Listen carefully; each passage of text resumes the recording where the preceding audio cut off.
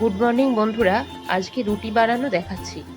প্রথমে একটা বাটিতে 3 কাপ আটা নিয়ে তাতে নুন আর একটু গরম জল মিশিয়ে ভালোভাবে মাখিয়ে ডো তৈরি করে নিয়েছিলাম।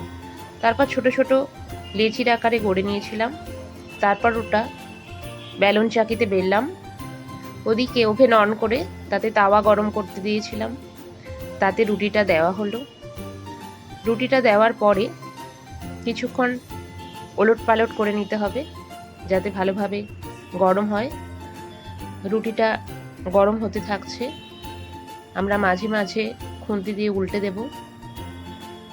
কিছুক্ষণ উল্টানোর পরে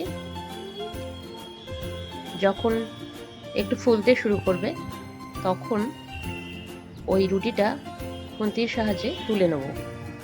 তারপর ওভেনের আঁচ ফুল করে আমরা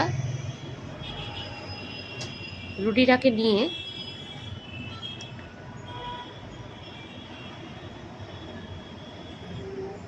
ফুল আঁচে গরম করতে থাকবো। আপনারা দেখতে থাকুন বন্ধুরা, রুটি গরম হতে একটু টাইম লাগবেই। এরপর আমরা খুন্তি দিয়ে তুললাম, ফুল আঁচে রুটিটা বসালাম।